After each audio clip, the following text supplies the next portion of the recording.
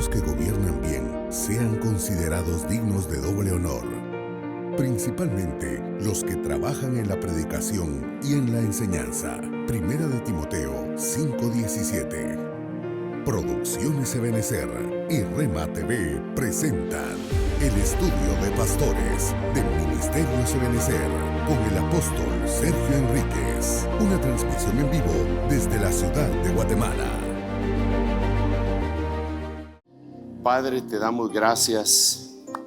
Qué lindo eres tú, Señor, que podemos acercarnos constantemente al trono de la gracia, buscando esa ayuda para el oportuno socorro. Gracias, papito lindo, que nos has permitido servirte, sumergirnos, bautizarnos en tu presencia, Señor. Queremos estar siempre así. Queremos meternos en ti, Señor, ya que tú te has metido en nosotros.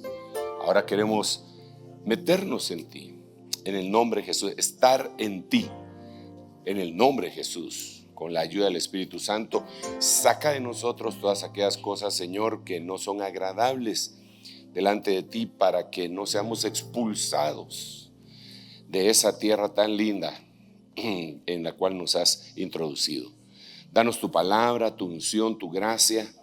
Danos, Señor, que se abra nuestra mente, ojos, oídos, corazón, boca, Señor, en el nombre de Jesús. El vientre, la matriz de la iglesia para dar a luz, la mano, Señor, para bendecir.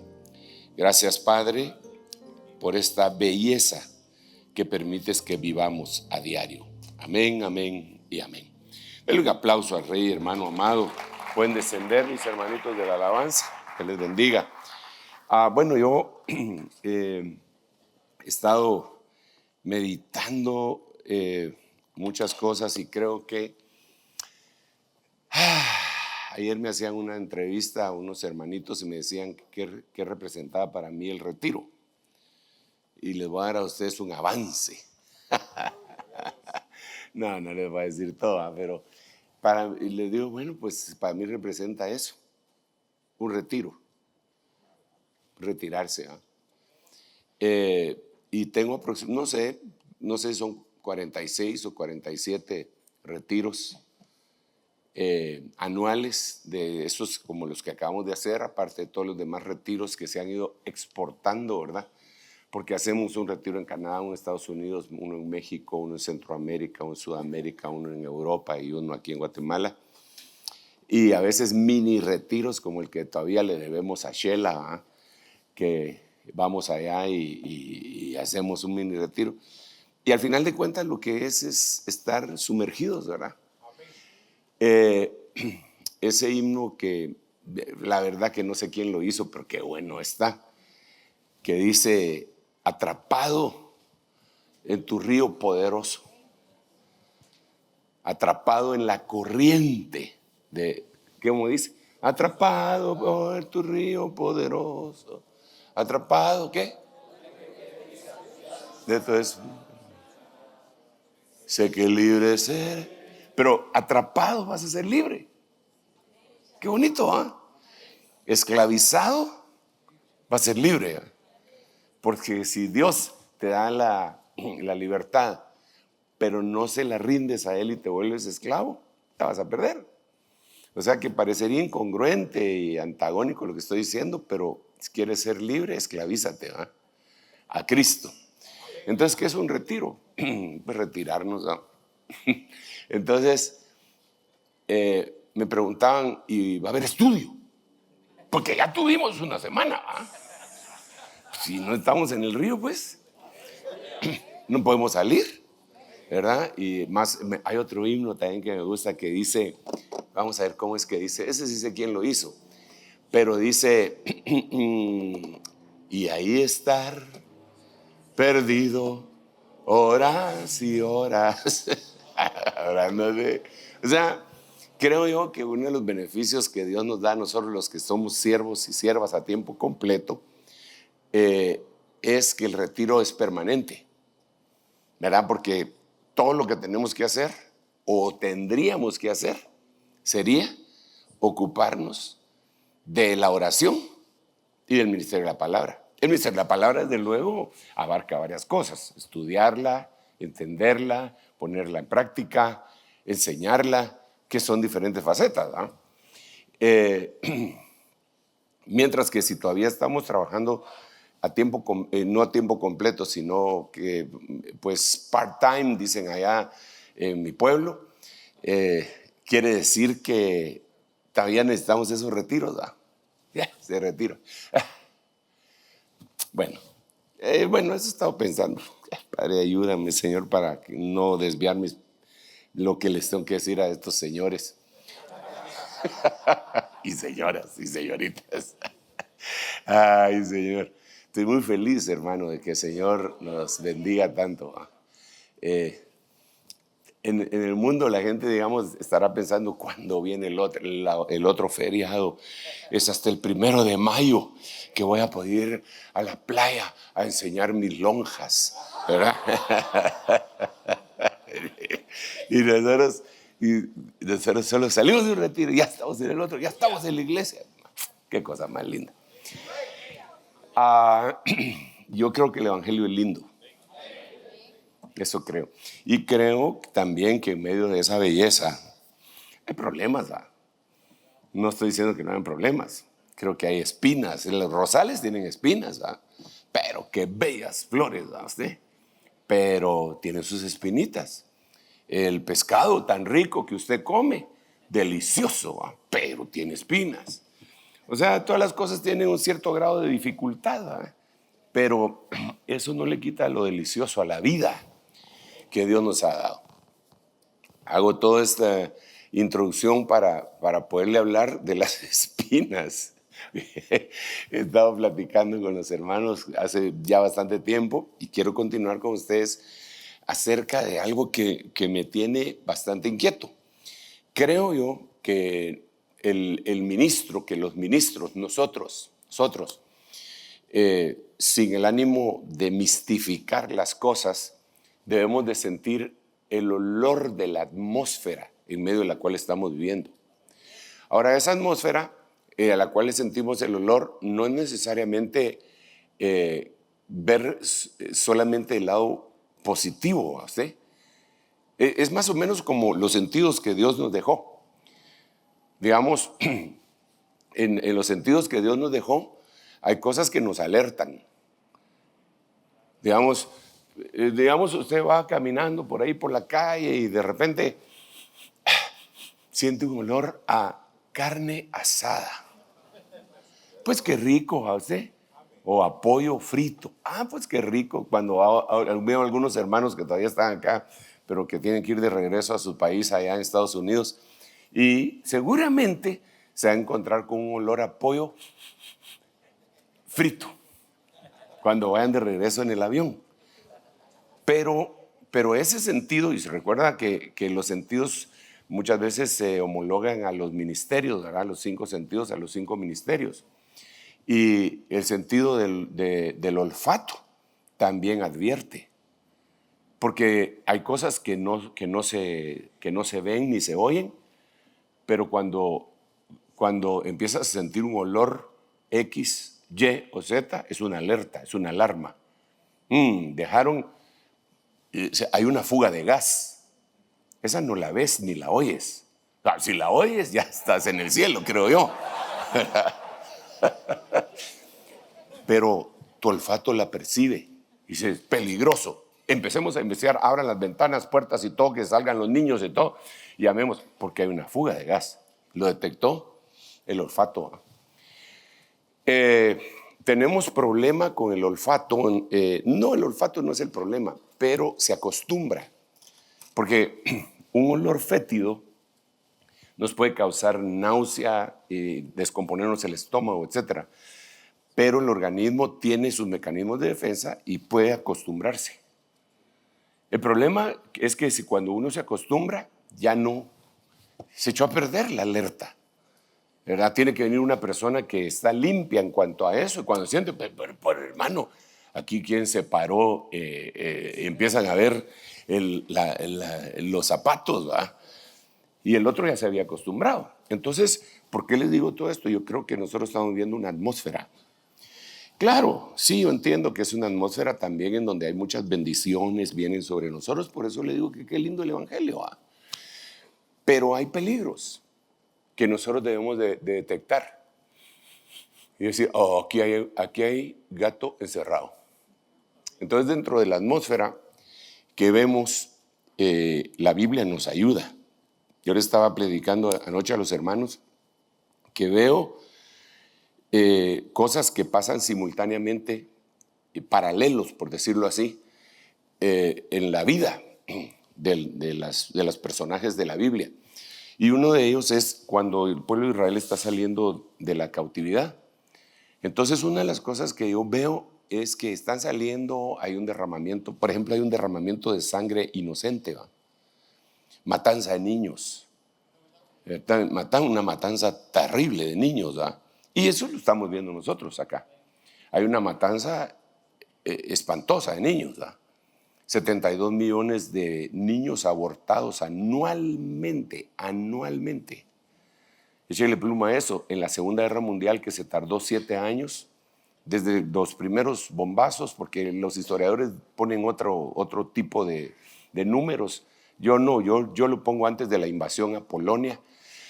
Son 7 años de tribulación, ¿va? Por un anticristo que se llamó Hitler, ¿va? Y ahí se murieron en esos 7 años 52 millones de personas, de los cuales 27 millones eran rusos. Más de la mitad de los que murieron eran rusos. Nosotros le hacemos la bulla a los 6 millones de judíos, porque amamos a los judíos, ¿verdad? Pero rusos murieron 27 millones, más de la mitad de los muertos de la Segunda Guerra Mundial fueron rusos. ¿Y por qué hago ese énfasis? Porque tanto la China como Rusia e India tienen que cobrar facturas de todo lo que le han hecho el mundo occidental. Eso es peligroso. Yo no estoy a favor de ellos, pues no van a creer, usted es prorruso. No, yo soy cristiano, ¿verdad? Y entonces, pero el punto es que se murieron 52 millones de personas en 7 años. Y ahora cada año matan 27 millones de personas que no han nacido. Entonces es un derramamiento. Eso por no poner las balaceras que se dan no solo en Estados Unidos, porque tenemos porcentajes de los continentes. Y todos superan el 10%. Estados Unidos tiene 17%, pero todos los demás superan el 10%. Le hacen bulla a las matanzas en Estados Unidos. Porque ese es un problema, hermano, que va paralelo. ¿Por qué? Allá en Éxodo se mataron a esos niños y ahora estamos ante un éxodo, el último éxodo. Se va a salir el pueblo de Dios, va a salir de esta cautividad y nos vamos. Entonces, paralelo hay una matanza de niños. Matanza de niños allá, matanza de niños acá. Después, si nos ponemos solo a pensar en la matanza de niños, ese no es el tema, pues, y lo acabo de mencionar en el reloj de Dios en el domingo pasado, aparece el libertador en nuestro Señor Jesucristo, nace, pero todavía no está fungiendo como sacerdote, es un bebé, y matan niños de menores de 2 años, una matanza terrible. Entonces aparece el libertador, mueren niños. Aparece aquel rey que iba, mientras estuviera sujeto al sacerdote Joiada, iba a hacer unas grandes obras beneficiosas para el pueblo de Israel. Aparece él y aquella mujer, Atalía, mata a toda la simiente real, mata niños. Entonces, muerte de niños como que van paralela o simultánea a la pronta liberación del pueblo, ¿eh? Esa pronta liberación puede tardar hasta 30 años, por el ejemplo que le puse del Señor Jesucristo. Pero lo que yo le decía anoche a los hermanos es, suceden otras cosas simultáneas en cada una de estas situaciones. Y una de las que yo veo es el destructor. El destructor, el Señor le dice en el libro de Éxodo capítulo 12, verso 23, le dice a Moisés que le diga a todos que pongan en los postes y en el dintel de la puerta la sangre, porque a la medianoche va a pasar el destructor. Y dice el ángel destructor. Entonces, basado en lo que le estoy diciendo, la simultaneidad que puede haber entre los dos eventos que le he estado diciendo, mencionando, digo yo, entonces ahora en la salida, ¿por qué es la salida? Es nuestra salida. Y saldréis y saltaréis como becerros de la manada. Esa es la salida. Entonces quiere decir que aquella simultaneidad de cosas pueden estar ocurriendo. Entonces, si había un ángel destructor, el destructor, hay hoy un ángel destructor. Y eso lo podemos contextualizar también con otros pasajes como el de Ezequiel, cuando aquellos hombres aquellos seres van a matar a todos y le dicen: no perdones, ancianos, mujeres, hombres, adultos, niños, mata parejo, solo a los que tengan la tau en la frente no los mates. Pero hay un destructor, ahí es un ángel destructor que es parado. Fíjate, interesante, porque allá en Éxodo lo paran con sangre, pero la sangre es una tau, ¿verdad? Porque aquí están los postes, aquí está el dintel. Entonces, para ellos manchar, tienen que hacer la forma de una tau. Y ahora en Ezequiel, lo que tiene que hacer el escriba es marcar una tau en la frente de la gente y no los matan. Pero el punto no es ese, es solo una espiguita que a mí me satisface verla, pues. Digo yo, qué perfección la de Dios y su palabra. Pero entonces hay un destructor. Cuando me voy hasta Apocalipsis, le pongo forward al video. Así miro tele yo. Me aburre cuando empiezan con todos esos dramas. No, yo quiero acción, digo, cuando sueltan los balazos. Entonces,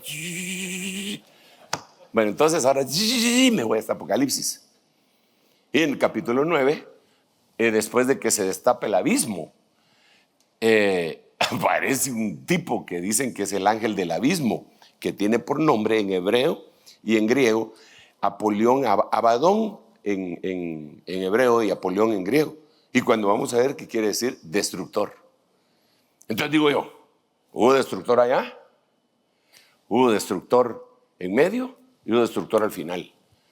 Y hay una advertencia en 1 Corintios capítulo 10, en donde dice: miren, todas las cosas fueron escritas para ustedes, para que ustedes no murmuren como ellos murmuraron, y el destructor los mató. O sea que no los mató el destructor. Interesante, no los mató el destructor en Egipto, pues los mató en el desierto. El mismo destructor. O sea que es una potestad de la cual nosotros tenemos que proteger. Entonces, estoy haciendo un brevísimo resumen y ampliación también de las cosas que he estado pensando y que le dije yo a los hermanos anoche. Y quiero que nos enfoquemos en eso. Entonces, dice la Biblia en Corintios que nosotros no ignoramos las artimañas de nuestro adversario. Eso dice, pero a veces creo que sí las ignoramos, porque no sabemos a veces cómo nos están atacando ni por dónde nos está lloviendo. Y el enemigo no se va a presentar con aquella evidencia, ¿va usted? De una cadenota, te voy a encadenar. O como sacan en el anuncio ahora del nuevo exorcista: tráiganme al sacerdote. Así no se va a presentar el chamuco. Eso se va a presentar como que es nada. Porque igual te puede, no a ti pues, pero igual puede amarrar a alguien dándole 10,000 vueltas con seda de pescar. Y lo deja inmovilizado igual que con una cadena. Pero la seda de pescar es invisible. Entonces a veces lo están amarrando a uno y uno no sabe que se lo van a almorzar. Hasta que empieza a tratar de zafarse y ya no se zafa. Por eso tan lindo que es ese pasaje donde dice que se rompió el lazo del cazador, ¿eh? Y mi alma escapó del lazo de los cazadores. Qué cosa más tremenda es. Incluso hay un himno que cantábamos hace muchos años, ¿verdad? ¿Cómo es que decía el himno? La alma escapó cual ave del lazo de los cazadores. Ese es. El lazo y escapamos. Ese es. ¿Tú lo sabes? Ya, 3-0, ya viste.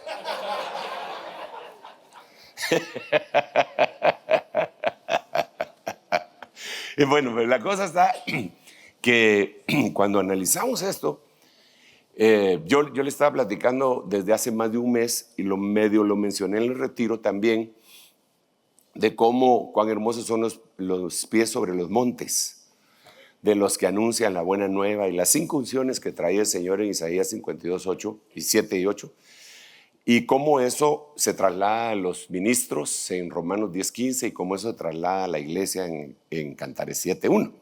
Y entonces yo decía que los pies sobre los montes, el primer monte es el monte de la tentación, porque vemos 11 montes. El primero es de la tentación, que aparece en Mateo 4. Entonces, es un resumen breve. En Mateo 4, del 1 al 10, empieza el tentador en el desierto. Después el diablo en el pináculo. Y después Satanás en el monte. Entonces, aquí lo que yo veo es que va como evolucionando. Primero en el desierto, después en las alturas, pero no alturas. Primero en la tierra, en el desierto. Nivel tierra. Ground, o sea, el nivel tierra, ¿verdad? Después pináculo, el templo, media altura. Y después monte. Y eso es lo mismo que hace cuando se habla, es una copia de los que habitamos en la roca. Porque la primera, los animalitos que habitan en la roca, la primero que aparece es el conejo, que pone su casa en la roca, pero a nivel ground. Y después habla de la paloma. Paloma mía, que te escondes en lo escarpado de la peña, cielo. Y el águila, que pone su casa en la roca. Oh, llévame a la roca más alta que yo. No, hoy viene musical. Entonces, es una copia, ¿eh? Pero otra cosa que me llama la atención de esa copia es que es antiatrio, el tentador, antisanto, el diablo, el que difama, y antisantísimo, el que se opone, el que resiste. Ese es Satanás, que el Señor lo reprenda. Entonces, el destructor, que es el que estaba hablando desde el principio, tiene 3 fases que aparecen en Romanos. Vamos a ver Romanos, vamos a ver capítulo 8, versículo 33, y de ahí vamos a conversar un poquitito de cómo eso lo puede utilizar el enemigo. Romanos, estoy en Romanos, sí. Y yo me basaba pues en estas 3 preguntas. Solo que saqué del 33, 34 y 35 las 3 preguntas. ¿Quién acusa? ¿Quién condena? ¿Quién separa? Verso 33, ¿quién acusa? Verso 34, ¿quién condena? Verso 35, ¿quién separa? Entonces, si ustedes se dan cuenta, son 3. Igual que allá era el tentador, el diablo y Satanás, antiatrio, antilugar santo, antilugar santísimo, aquí también. Entonces, para llegar al destructor, que es el que estoy diciendo que aparece en Éxodo 12, en 1 Corintios 10, en Apocalipsis capítulo 9, en Ezequiel capítulo 9, para llegar al destructor, lo tiene que anteceder el condenador. Pero para llegar al condenador, tiene que antecederlo el acusador. Entonces, aquí es en donde nos metimos en un grave problema. Porque, digamos, está la batalla de la tentación de Mateo capítulo 4. Ok, esa ya la terminamos, ya la manejamos con los ojos cerrados, si usted quiere. Aunque no creo que muchito, pero porque hay mucha tela que cortar. Y ahí hay que seguir sacando e investigando y pidiéndole a Dios. No por gusto, el Señor en Mateo capítulo 6 dijo que en nuestra oración nosotros deberíamos de decir: Padre, no nos dejes caer en tentación y líbranos del poneros del mal. Bueno, entonces allá está. Ok, ahora, pero volvamos otra vez a Romanos.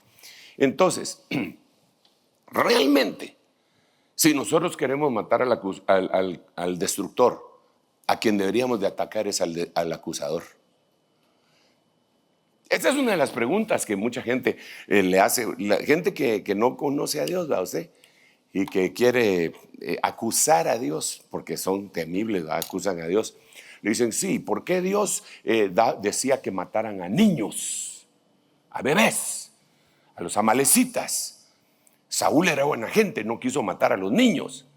Y es que el simbolismo, porque aparte tenemos lo que le correspondía a Israel, pero lo que eso significa es, mata a estos porque estos se van a volver gigantes. Y cuando sean gigantes, va a ser muy difícil que los logres dominar. Entonces mata a tus gigantes cuando sean bebés. Mata a tus enemigos, estoy hablando espiritualmente, cuando estos sean bebés. Mata a las adicciones, a los vicios, a las costumbres cuando estas son bebés. Porque entonces tienes poder para ello. Digamos, voy a poner un ejemplo, una persona que tiene 50 años de estar fumando, la hubiera podido matar ese vicio cuando tenía 6 meses de haber empezado a fumar, ¿verdad? Pero como no lo hizo, entonces se le creció el monstruo. Ya de último, tiene que pelear, tiene que fumar cigarros electrónicos, tiene que ponerse parches de nicotina, tiene que hacer un montón de cosas y de todo modo se desespera porque el gigante se le creció. Entonces, el gigante crecido ahí sería el destructor, pero donde nosotros le debemos de poner un alto es en el acusador. Ahora, este es bien interesante, pero súper interesante, porque yo le decía que nosotros, porque alguien dirá, hermano, ha hablado de un montón de cosas, pero como que no las está ligando. Bien, yo en mi mente sí las tengo ligadas, usted es el que no las ha ligado todavía. Pero digamos, la atmósfera, el olor. Perdón, ¿a qué huele un guerrero cuando viene la batalla? No es cierto, perdóneme, pero no es cierto. Los que ganaron la batalla huelen a victoria. Y yo entiendo que quien hizo el himno estaba publicando eso y que volvemos victoriosos. Pero ¿cuántas veces Israel regresó sin la victoria? ¿Cuántas veces entraron cabizbajos de regreso a sus cuarteles generales? ¿Acaso no era Císara guerrero pues también? ¿Y cómo regresó? Entonces, nosotros tenemos que tener un olfato. No es solamente animar a la gente, hermanos amados, super siervos del Señor. Tenemos que ver cómo es el adversario y contra qué estamos peleando. Entonces, imagínate que tú y te preguntas, ¿a qué huele aquí? A victoria. Y tal vez lo que hay es una confabulación. Esa es parte del ministerio profético. Que no solamente es decirle cosas bonitas a la gente, ¿va? Que aleluya, yo recibo eso. No, también hay que decirle, mira, hay un peligro, como el que está escrito en Nahum capítulo 2, versículo 1, porque ahí dice, el destructor ha subido contra ti. ¡Ja! Por lo tanto, te doy el remedio. ¿Eh? Tienes que hacer esto y esto. Pero el destructor.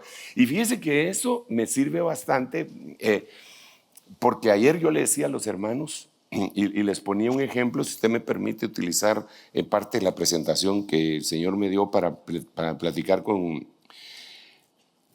los hermanos ayer. Vamos a ver, creo que es aquí. El destructor ha subido contra ti. Esta es una profecía que le están dando a Nínive, ¿va? Pero lo podemos tomar para nosotros. El destructor ha subido contra ti.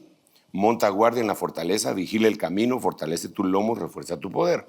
En otras versiones son 5 unciones, 5 cosas que le dan. Aquí solo hay 4. Pero ese no es el punto. Entonces, en la King James lo ponen así. No ponen el destructor, sino que ponen, porque ¿cómo se dice destructor en inglés? Destroyer. Destroyer se dice.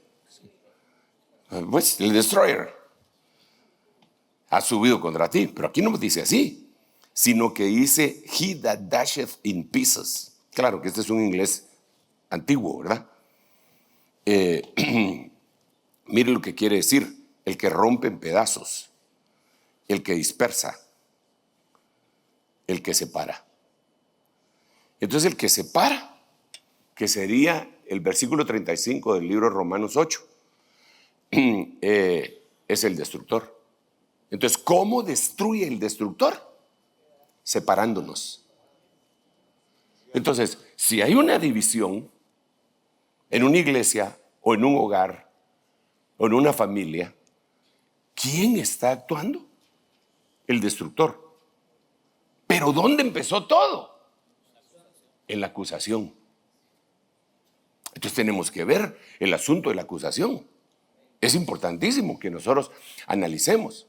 Yo le decía ayer a los hermanos, y lo vuelvo a repetir, hermano, no me voy a cansar de repetirlo, porque muchas veces uno piensa que porque lo dijo una vez ya todos la agarraron, ¿ah? Eso ya lo dijo, sí, ya lo dijo, pero no lo cumplen.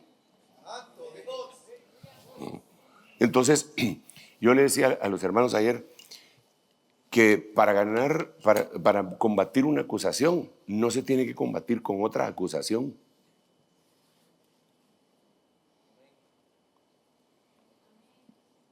Y eso es lo que toda la gente hace. Bueno, con excepción de usted. Pero la mayoría de la gente lo que hace es que tienen una acusación y responden con otra acusación. Ejemplo, el homosexualismo no es bien visto delante de los ojos de Dios. ¿Sí o no? Va. Entonces viene otro que medio patea con la zurda, tal vez todavía no se ha definido totalmente ni ha salido del closet. Y entonces empieza a decir, sí, pero todos son pecados. Robar también es pecado. Matar también es pecado. Y también es cierto, pero está combatiendo, no está afrontando una situación. ¿Verdad? Como quien dice, sí, esos hablan en contra de los homosexuales, pero son traidores. ¿Y eso qué tiene que ver? Eso le resta importancia a lo otro. Entonces, a veces en los hogares, en las iglesias y en los ámbitos diferentes en donde nosotros nos movemos, para combatir la acusación, sacan una acusación más grande. Entonces, fulano está haciendo tal cosa. Pero vos estás haciendo tal otra. Pero eso no soluciona. Eso lo único que hace es aumentar la cantidad de acusación. Eso es lo que hace. Y por eso yo le decía a los hermanos ayer también, hermano, que la atmósfera, lo que se está moviendo ahorita, nosotros aquí en Guatemala estamos a unos 70 días de las elecciones. Y entonces el proyecto son 33 partidos políticos. Entonces los 33 partidos políticos tratan de figurar, tienen estrategias mercadológicas, por el amor de Dios, eso cualquiera lo puede entender, hombre. Entonces todos los partidos están viendo a quién se bajan, ¿verdad? Primero aquel, después aquel, de último. Entonces, ¿qué es lo que hacen? Hablar mal, acusar de lo que sea, ya sea verdad o no. Entonces acusar hasta llegar a su objetivo. Después van a hacer todo lo que dijeron que no hacían, pero eso será otra cosa, ya los estoy acusando. Pero a lo que me refiero es que entonces, ¿cuál es la atmósfera que hay? Saturada en anuncios, en redes, en donde se mira, yo no soy como los demás. ¿En qué me diferencio yo de los demás políticos, de los demás candidatos? Yo soy. Y de una vez dice, ellos no, ellos son aquí. Entonces, ¿qué es lo que se mueve? Acusación. Ok, dejémoslo, está bien, no está bien, pero dejémoslo. Están allá afuera. Pero como los hermanos participan, empiezan a agarrar lo que ellos dicen, participan, entonces le dan entrada al acusador en sus corazones y se empiezan a convertir en acusadores. Primero son acusadorcitos, pero conforme se van volviendo más expertos, siguen acusando. Cuando sienten, están acusando a sus propios hijos. Y no de eso, pues, sino de otras cosas. Cuando sienten, están acusando a su cónyuge. Cuando sienten, están acusando a sus padres. ¿Y por qué? Porque mire, ¿usted sabe cuál es el oficio más antiguo del mundo? Porque todos dicen que es la prostitución, ¿va? Oh, el oficio más antiguo del mundo. Mentira. El oficio más antiguo del mundo es la acusación. Ese es el oficio más antiguo del mundo. Y según la Biblia, Apocalipsis capítulo 12. Vamos a ver si lo tengo por acá. Permítame, que tengo que usar 2 pares de lentes para no usar bifocales, porque si no, a veces me trompiezo. Vamos a ver, 12:10. Y oí una gran voz en el cielo que decía: ahora ha venido la salvación, el poder, el reino de nuestro Dios y la autoridad de su Cristo. ¿Cuál es la razón por la que vino la salvación, el poder, el reino y la autoridad? Porque el acusador desapareció. Porque el acusador de nuestros hermanos, el que los acusa delante de nuestro Dios, de día y de noche, ha sido arrojado. Ahora, este personaje lo ha hecho desde el principio. Desde el principio. Entonces, y se lo voy a demostrar. Bueno, ya no quiero volver a platicar de cómo, porque me parece muy grueso, muy feo que él se puso a acusar a Dios. Entonces, lo voy a agarrar por otro lado, utilizando los conocimientos teológicos que usted tiene. Aleluya. Diga amén. Amén, hermano Sergio, yo tengo conocimientos teológicos. ¿Cuál fue el primer libro que se escribió en la Biblia? ¿Seguro? Sí, tiene razón. Génesis es el primero que aparece, ¿verdad usted? Pero Génesis lo escribió Moisés, guiado por Dios. Génesis, Éxodo, Levítico, Números, Deuteronomio. Y Job vivió antes que Moisés, ¿verdad? O sea, él apareció Moisés y relató lo que había pasado desde la creación. Pero Job es el libro más antiguo. Entonces, yo quisiera que leyéramos un cachito de Job. Miremos Job. Vamos a ver. El Job es un libro que es complicado, incluso predicar de él. Es complicado. Le voy a decir por qué. Así rapidito antes de entrar en algunas cosas. Porque todo lo que dice en los 42 capítulos es cierto. Es cierto que sucedió, pero no necesariamente es cierto. Por ejemplo, cuando uno de los amigos de Job dice que Dios no confía ni en sus ángeles, eso no es cierto. Pero es cierto que aparece en la Biblia, pero no es cierto que Dios actúe así. Y tengo el versículo bíblico porque al final del libro el Señor dice: todos ellos hablaron mal de mí, solo Job habló lo correcto de mí. Entonces el libro de Job es un libro complicado. Y yo a veces veo que algunos hermanos solo miran algunas cosas y se las disparan ahí, así que aquí dice tal cosa, la Biblia lo dice. Y sí, la Biblia lo dice, pero no necesariamente es cierto.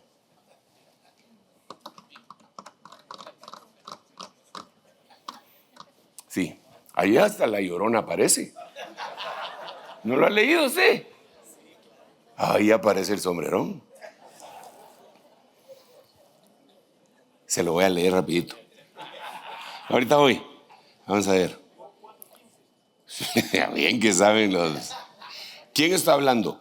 Elifaz temanita. Y entonces mire lo que dice. Una palabra me fue traída furtivamente y mi oído percibió un susurro de ella. Pero está hablando Elifaz temanita. Entre pensamientos inquietantes de visiones nocturnas, cuando el sueño profundo cae sobre los hombres, me sobrevino un espanto, un temblor que hizo estremecer todos mis huesos. Entonces un espíritu pasó cerca de mi rostro y el pelo de mi piel se erizó. Algo se detuvo, pero no pude reconocer su aspecto. Una figura estaba delante de mis ojos. Hubo silencio. Después oí una voz. La ciguaná. Perdón, pues. Mire. No, mire, pues. El Señor dijo que ellos no habían hablado lo correcto de Él. Eso me da pie para dudar que lo que ellos dicen sea una verdad absoluta. Tampoco estoy diciendo que todo lo que dijeron es una mentira, pero sí ya me pone para discernirlo. Pero los demás, el demás relato, sí uno puede verlo. Y miremos lo que dice el demás relato así rápidamente, porque estamos hablando del acusador. Padre Santo, solo 10 minutos tengo para finalizar, que Dios me ayude.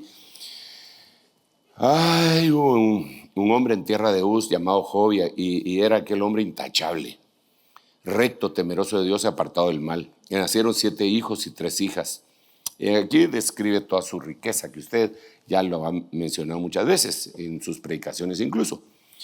Pero resulta que un día, verso 6, los hijos de Dios vinieron a presentarse delante del Señor y Satanás vino también entre ellos.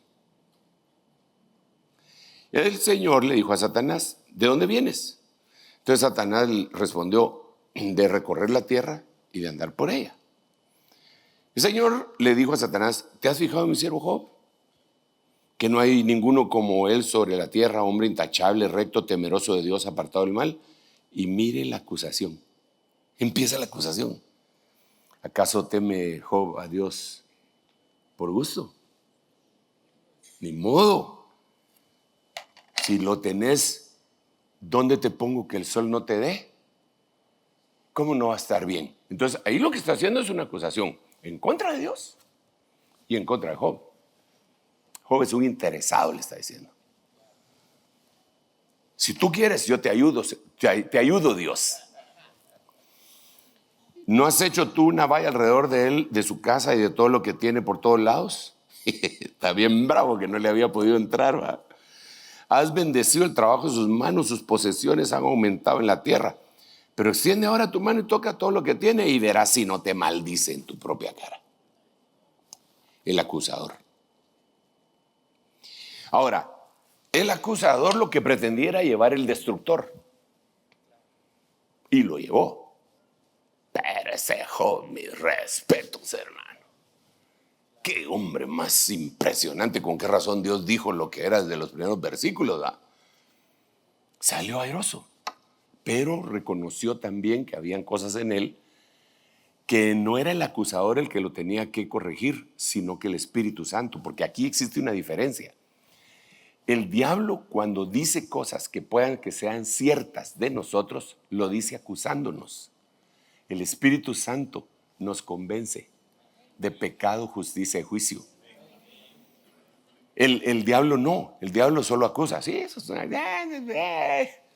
Dios no. Dios dice, ¿tenés tal cosa? Vení. Cámbienle las vestiduras viles que tiene. Porque sí sabe que tiene vestiduras viles Josué. Entonces se las cambia y le ponen. Agarra el hijo pródigo y sí sabe que está mal el hijo pródigo. Pero no es para destrucción. La diferencia es que el enemigo de nuestras almas acusa para atraer al destructor. En cambio, Dios convence para atraer al restaurador. Es una gran diferencia. Y mucha gente lo confunde porque dice, no, yo digo la verdad. Sí, pero la dices motivado ¿por qué? Si es por Dios, gloria a Dios. Si es por el otro lado, eres del equipo del destructor. Y eso no queremos. Sobre todo nosotros que tenemos púlpito, hermano. Bueno, quiero seguir aquí. Entonces, basado en esto, tengo algún tiempecito, no hay problema. Yo quiero hablar del acusado Job. Job, el acusado. ¿Por qué quiero hablar de él? Porque es el libro más antiguo. Si es el libro más antiguo, es el primero que relata lo que le pasó testimonialmente en cuanto a la acusación. Que pueden haber habido otros que fueron acusados, como lo relataría Génesis, Éxodo, Levítico, Números, de Deuteronomio. Esos serán otros 20 pesos, pero él testimonialmente. Entonces miremos y entonces aprendamos por qué el enemigo no cambia de estrategia, solo la maquilla. Digamos, ahora el pecado sigue siendo el mismo, los mismos pecados, pero ahora ya utiliza la tecnología. Por eso es interesante. El enemigo utiliza la tecnología, los celulares, las redes sociales para seguir pecando. Se sigue pecando en la sustancia misma de antes. Pornografía era igual a la de antes que la de ahora, pero los medios son distintos y más fáciles. Por eso es que la Biblia, en aquel pasaje donde dice, cuando el Señor le habla a Daniel, le dice que la ciencia aumentará notablemente.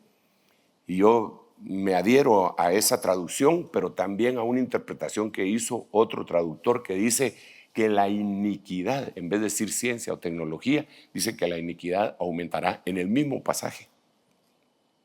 Y eso se contextualiza con lo que dijo el Señor en Mateo 24. Quiere decir, en otras palabras, perdón si voy muy rápido y me salgo del tema para después regresar, pero eso lo que quiere decir es que el enemigo va a utilizar la tecnología, pero el pecado va a seguir siendo el mismo, o sea, la estrategia no cambia.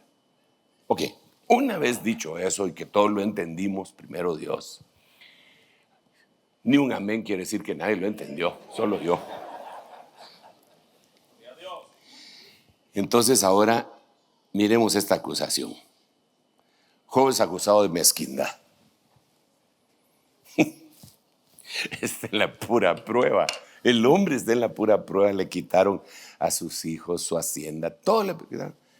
Y aparece ya no el diablo.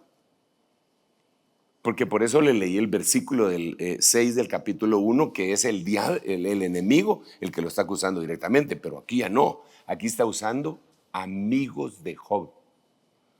Esto es bien importante, porque a ti te podrían estar acusando tus propios amigos, dejándose utilizar como Pedro se dejó utilizar cuando el Señor le dijo: apártate de mí, Satanás. Entonces, ¿cuál es el ambiente? Por eso es tan importante. Yo digo, no hombre, no nos pongamos pilas en acusar. ¿Para qué? Yo entiendo que todos nosotros en algún momento de nuestra vida hemos sido acusados de algo, hermano.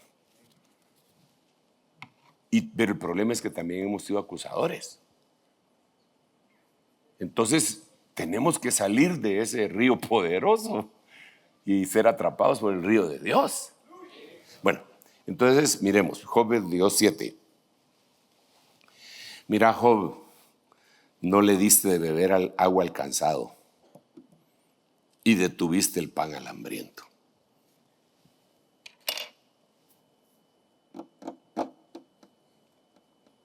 Tremendo, ¿ah? Perdón.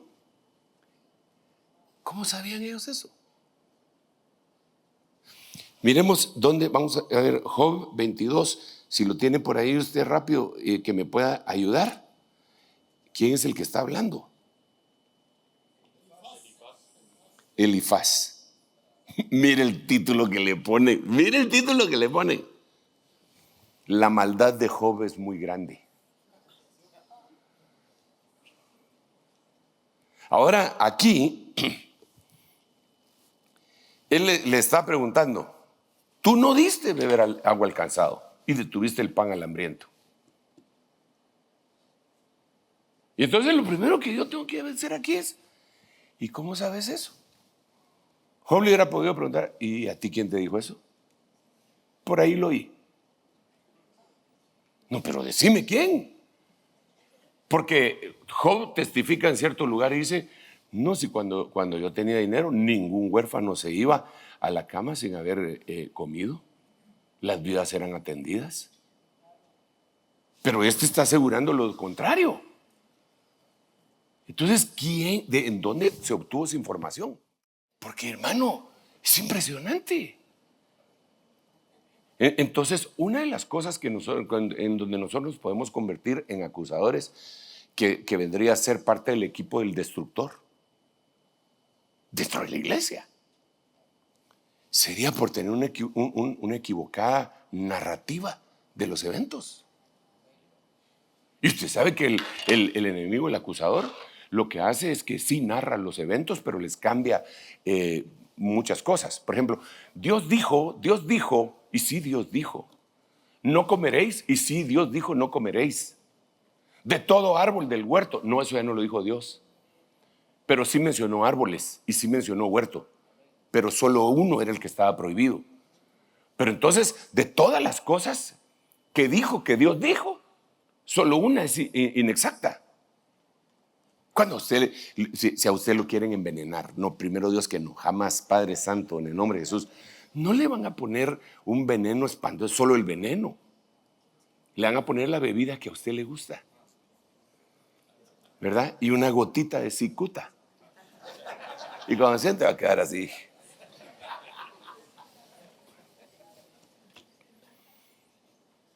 Entonces, con una gotita, solo que distorsionen algo, ¡pam! Y ya.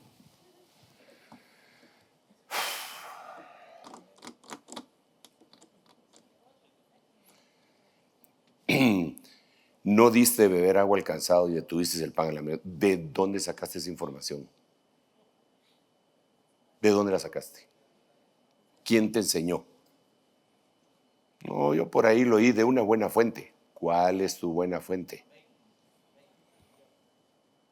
Es que no se puede decir, hermano, porque uno se mete en problemas. Entonces, si no te quieres meter en problemas, la Biblia lo que dice, que el que quiere vivir días buenos y largos, guarde su lengua del mal. Debe estar hablando tonterías.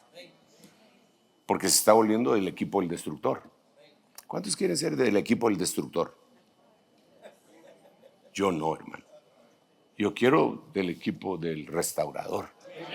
Del equipo del Señor. Amén. Démosle un aplauso al Rey bendito, Padre Santo. El tiempo se nos ha terminado, pero yo tengo otras cositas que decir acá. Job es acusado de condenar a Dios.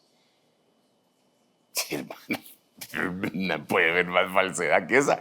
Cuando Job lo que dice es, Jehová dio, Jehová quitó, sea el nombre Jehová bendito.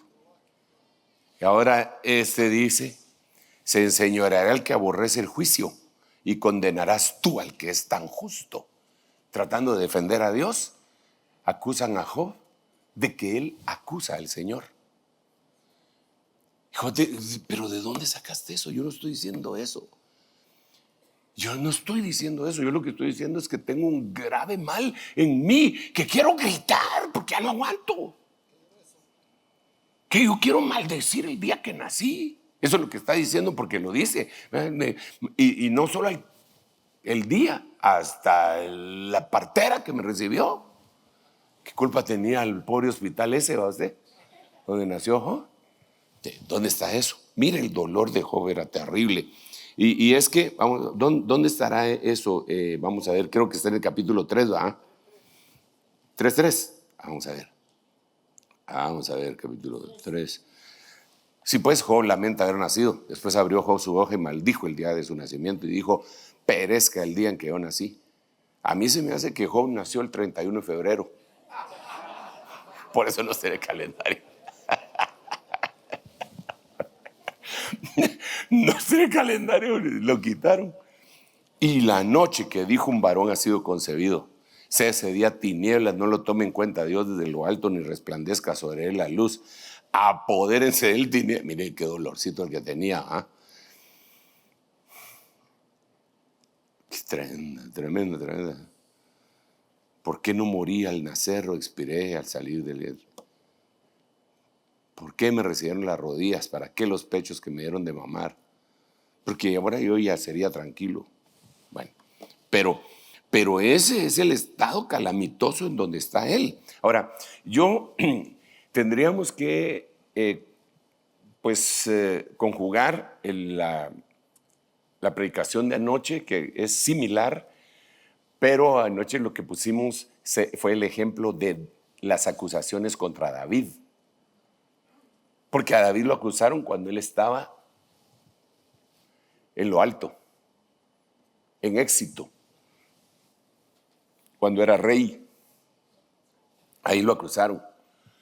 Cuando trompaceaba osos y leones, ahí lo acusaron. Pero a Job no, a Job lo acusaron cuando estaba devastado. O sea, no les bastó a usted que estaba tirado en el suelo. Ahí lo agarraron. Qué terrible es, hermano, que uno tenga que ir a visitar a una persona que tiene cáncer y que está en los últimos estadios de su vida, y en vez de orar y bendecirla, se le acuse. Usted está por esto y esto y esto y esto. De plano que usted lo que hacía era que fumaba mucho, por eso ni modo, ahora tiene el gran cáncer de pulmón. Arrepiéntase. ¿Cómo va a hacer eso? Si lo que necesita es ser levantada, decirle, mire, Dios le puede perdonar, Dios es bueno. Nosotros no podemos presentar a un Dios así, hermano. Tenemos que presentar un Dios perdonador, que nos perdonó, que nos bendijo a nosotros por el amor de Dios. La gracia. Fíjese que yo insisto en esto, que una de las cosas para pelear contra la acusación es, primero, la justificación. Porque Romanos 8:33 es lo que dice, ¿quién acusará a los escogidos de Jehová? Jehová es el que justifica, Dios es el que justifica. En el mismo versículo 33, entonces quiere decir que lo que va a matar la acusación es la justificación, pero no la mía, porque yo me puedo autojustificar, sino la de Él. Eso sería una. La otra sería una herramienta poderosísima, la gracia. La gracia.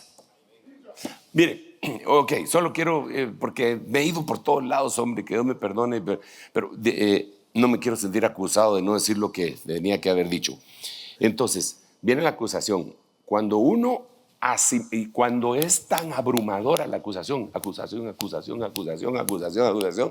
puede llegar el momento en el que uno la acepta y entonces viene la condenación y después viene el destructor o separación. ¿Ok?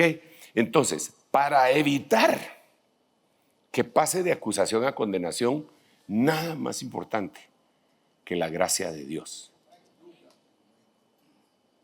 La gracia de Dios tiene muchas cosas y yo le digo constantemente a los hermanos, ay, a mí me gustan tantos himnos, hermano, himnos de victoria, ¿va? Aquellos himnarios que usábamos, ¿va? Cuando éramos patojos. ¿Cuántos usaron himnarios, hermano? Bastantes. ¿Todavía los tiene guardaditos, no? Si nosotros los forrábamos la Biblia, compramos teníamos ahí. ¿Cómo llegábamos a la iglesia nosotros? Himnario y Biblia. Después un hermano que dijo que también había que llevar billetera, pero bueno, esa será otra cuestión más. No quiero entrar en la acusación, ¿va? Pero billetera siempre hay que cargar también, ¿va? Ay, papito lindo, ayúdanos, por favor, en el nombre de Jesús. Entonces, yo le contaba a los hermanos de esos himnos tan lindos. Cada himno tiene una historia. Y entonces el que yo insisto mucho es Maravillosa Gracia. Amazing grace, how sweet the sounds that saved a wretch like me. Pero que hay una película que describe, no sé si ya la vio. ¿Alguien vio la película de dónde viene ese himno? Es algo aburridona, pero viéndola con perspectiva, pues no hay balazos, ¿va?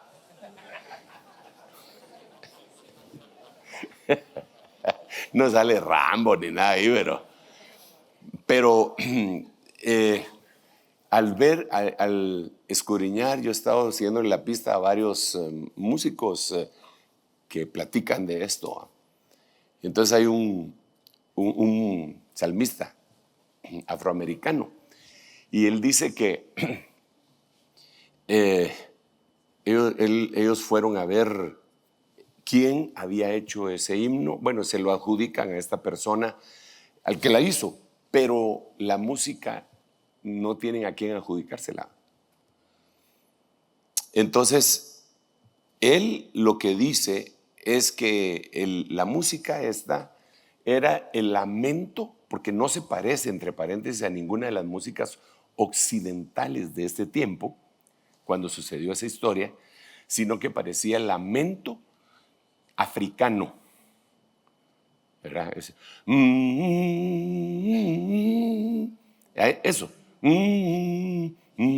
Él dice, este investigador salmista, que eso concordaba más con una música de tristeza africana. Entonces, y él acá ahí, en la investigación que hace y la expone, que eso se toca solo con las teclas negras del teclado, que no son teclas blancas las que se utilizan, sino que solo con las teclas negras, y está refiriéndose a la raza negra que fue esclavizada. Entonces, pero la historia, a grandes rasgos, porque el tiempo ya se fue, pero déjeme contarle, porque de veras yo creo, hermano, que a veces nosotros asumimos la culpa por cosas que verdaderamente hicimos, pero que tenemos que sacarnos de ahí. Tenemos que salirnos, de ahí. Tenemos que salirnos de ahí, porque si no, vamos a llegar a la condenación y después a la destrucción. Si nosotros llegamos a condenarnos a nosotros mismos, somos un vehículo condenatorio para cualquier gente, hermano, para cualquiera. A todo el mundo le vamos a echar la culpa de lo que nos pasó a nosotros. No podemos vivir así. Entonces, el relato de él es que él casó 10,000 africanos, los metió en su barco y se los llevó a vender a Norteamérica. Sus trayectos en lo que como fue, esos 10,000 tuvo que haber sido bastantes viajes, ¿verdad? Cuando a alguien se les enfermaba, lo tiraban al mar, porque si no se les podían enfermar todos los demás esclavos y entonces él perdía dinero. Entonces los tiraban al mar. Pero él oía el lamento. Pero él tenía su conciencia, pues no era nacido nuevo. Tenía su conciencia cauterizada. ¿Qué le importaba? Lo que quería era el dinero. Porque en esa época, entre paréntesis, debo dejárselo saber, que una de las doctrinas que tenían tanto los católicos como los evangélicos hace unos siglos es que la gente que vivía aquí en América no tenían espíritu, eran animales. Algunos decían que no tenían alma y por eso los esclavizaban. Eso está en los récords históricos de los que escribieron. Si no me cree, búsquelo, va a ver. Entonces, por eso es que ellos los trataban como animales. No los trataban como que fueran humanos. Entonces, él llevó 10,000 personas, hermano, a la muerte. Sí, 10,000 familias, hermano, destruidas. Imagínense, por el amor de Dios, 10,000 familias destruidas. Que le echen la culpa a usted de una, de dos, de tres familias que usted ha destruido. ¿Cómo se sentirá?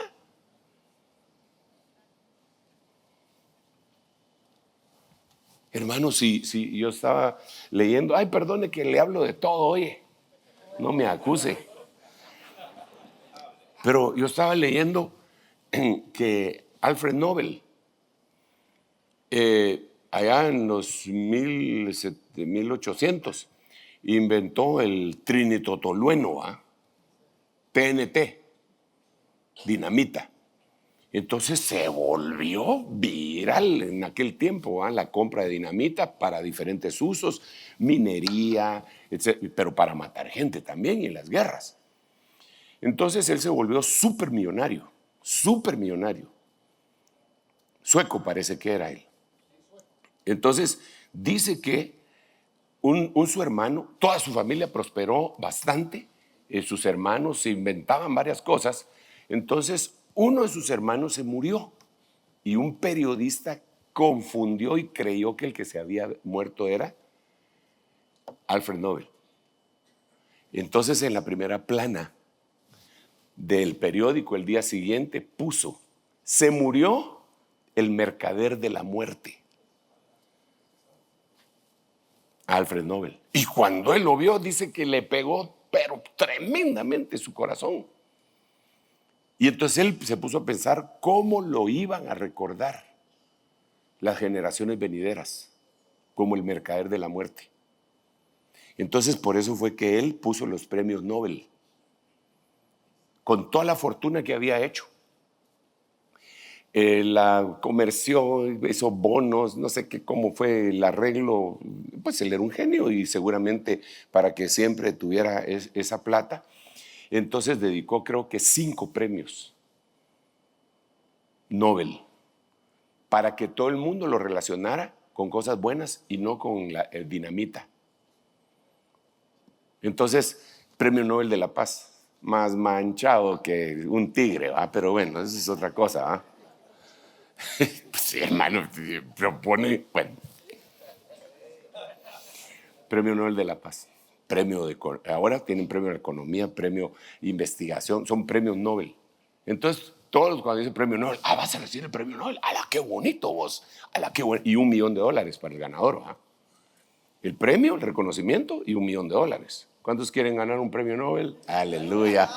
¿Y cuántos se hubieran querido adjudicar el premio Nobel del mercader de la muerte? Ninguno.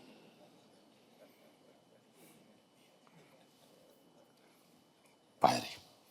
Entonces, este hombre destruyó 10,000 familias. Ya regresé otra vez, pues. 10,000 familias, imagínate.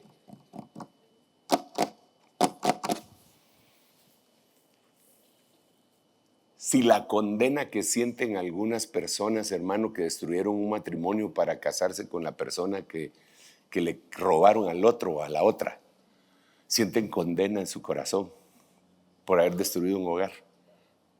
Imagínense, 10,000. Y el cuate aceptó a Cristo. El tratante de blancas, negras, ¿verdad? Aceptó a Cristo, pero no podía oír, porque él testifica que las voces de 10,000 personas lo perseguían todas las noches. Condenatorio, acusador, acusándolo. Entonces él, ya cristiano, dijo: lo que voy a hacer es que voy a dedicar mi vida entera a servicio de Dios. Pero para eso tenían que graduarse de sacerdotes, de curas y todo, pero había una parroquia que nadie quería ir ahí y él fue ahí. Él tenía que hacer todo. No tenía sirvientes, no tenía nada, ni siquiera tenía gente que llegara. Él se dedicó ahí. Y todos los días de su vida se sintió acusado hasta que un día leyó la gracia de Dios. La descubrió, se la mostró el Señor en la Biblia. Entonces la gracia le quitó la condenación. Y por ende, la acusación. Entonces, al lamento que él oía, le puso palabras, poema. Y entonces por eso le puso Amazing Grace, how sweet the sounds that saved a wretch like me. Maravillosa gracia del Señor, que salvó a un desgraciado como yo. Perdido estaba yo, mas Él me encontró. Estaba ciego, pero ahora puedo ver. Entonces, el reconocimiento de la gracia lo exoneró de la culpa. Nuestra gente necesita ser exonerada de la culpa, pero no Vete, haz una penitencia.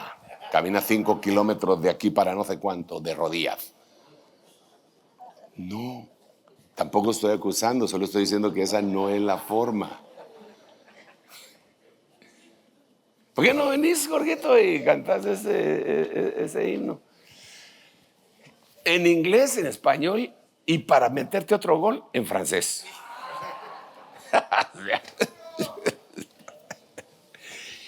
Mientras aquel se prepara ahí, mire, Job es acusado de abandonar a Dios. Por cuanto así se apartaron de él y no consideraron todos sus caminos. Para ver esa acusación tienes que leer todo el capítulo, ¿verdad? Desde que empezó a hablar. Y hermano, es impresionante, porque yo siempre había creído que el más inocuo de los amigos de Job, porque ni siquiera son mencionados entre los 3 que llegaron, era Eliú. Y sí, ese también le reempujó un montón de acusaciones. Eliú acusó a Job. Eliú acusó a Job. Elifaz de Manita acusó a Job. Bildad, todos. Y si eran cuates. Pues cuando lo vieron, lloraron, hermano pastor. ¿Cuántos de ustedes han ido alguna vez al funeral de una de sus ovejitas? Déjenme ver su manito. Su manito, dicen, su manita. Va. ¿Cuánto tiempo se queda?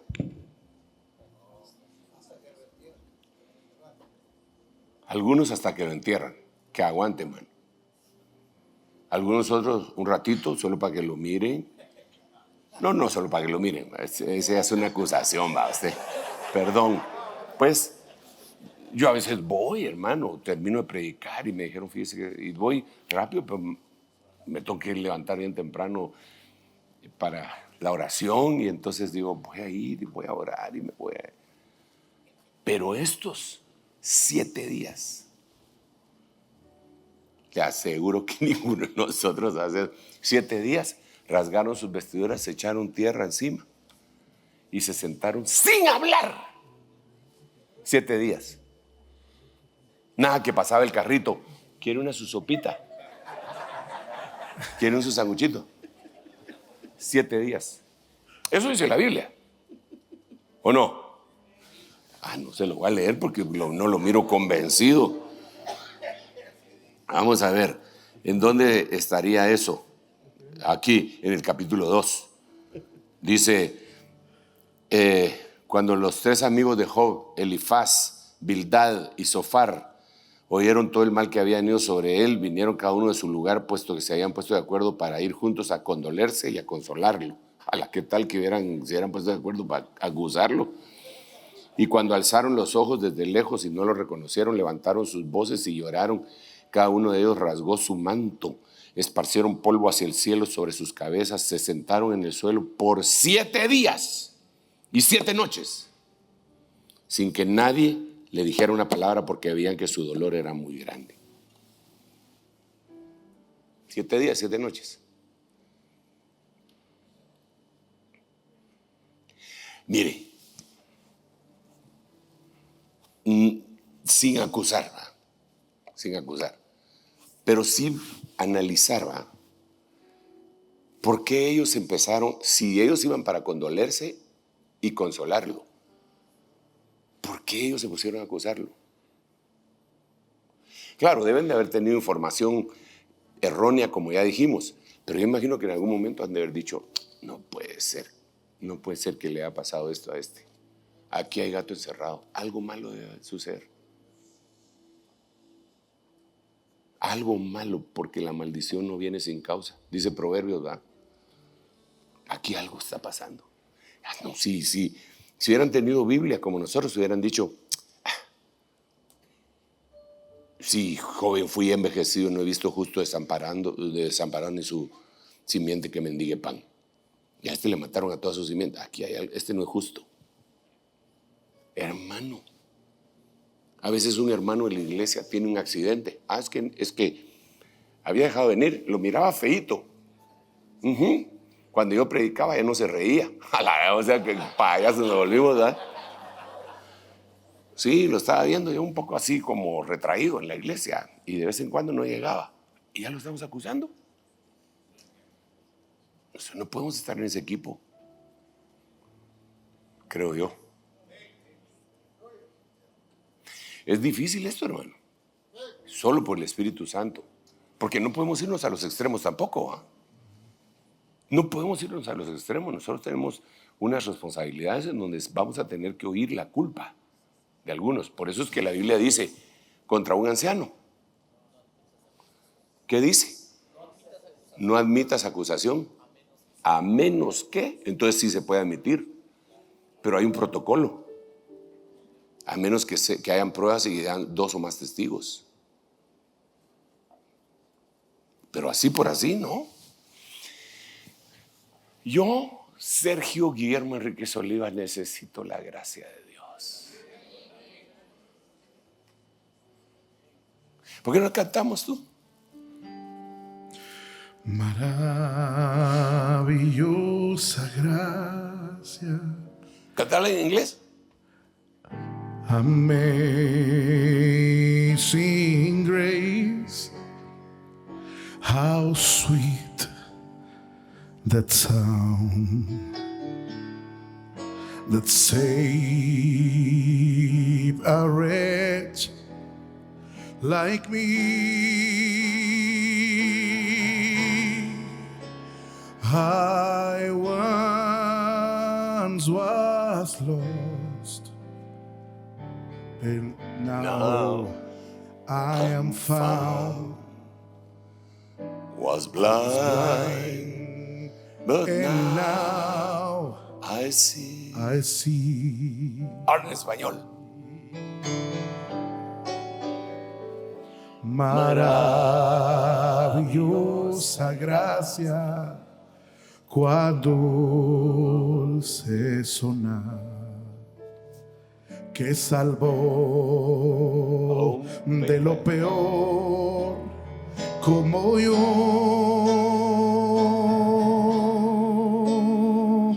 Perdido andaba yo, mas Él me encontró. Yo era ciego, mas ahora puedo ver. Señor, gracias. Gracias por tu gracia. Gracias porque has derramado tu gracia sobre nuestra vida. Gracias, Señor, porque a pesar de que éramos indignos, nos tomaste por dignos y nos pusiste en el ministerio. Gracias, Señor, porque si estamos de pie, es solamente tu misericordia, tu gracia. Señor, gracias. Gracias, gracias por la cruz. Gracias, Señor, porque descendiste incluso a las partes más internas de la tierra para pagar por nosotros y resucitaste para que nosotros fuésemos justificados. Hoy nos acercamos a tu mesa también, Señor, en esta Santa Cena Ministerial. Con mucho agradecimiento, papito lindo. Hay demasiado agradecimiento en nuestro corazón. Sabemos que no somos dignos de sentarnos a la mesa tuya. Pero, Señor, Padre, gracias. Gracias. Gracias. Gracias. Permite, Señor, que aquellos pecados que hayamos cometido sean perdonados, porque en nuestro corazón está arrepentido, Señor. Permítenos seguirte sirviendo todos los días de nuestra existencia, Señor. Ayúdanos a corregir las cosas que deben de ser corregidas, Señor. Bendícenos, Padre. Lo que queremos es ser esclavos tuyos por amor, doulos, así como Pablo lo fue. Hoy nos acercamos a la mesa bendiciendo el pan y el vino. Hoy nos acercamos como lo hacemos cada primer jueves de mes, siendo este el primero después del retiro, Señor. Venimos delante de ti. Gracias, papito lindo. No tenemos cómo agradecer ni cómo pagar. Gracias. Perdona mis pecados y ayúdame a perdonar a los que me ofenden. En el nombre de Jesús, santifica este pan y esta copa. Comamos todos del pan en este momento, mis amados hermanos.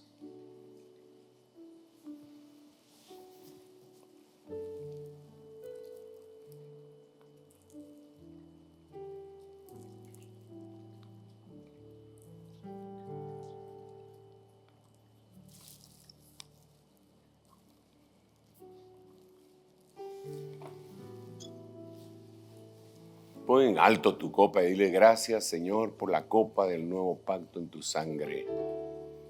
Se sella el pacto con tu sangre. Bebamos todos.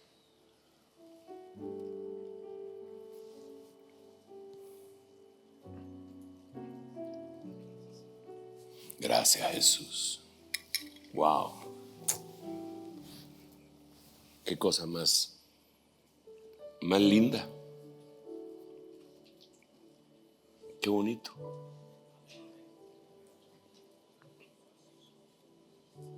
Qué hermoso es estar delante del Señor.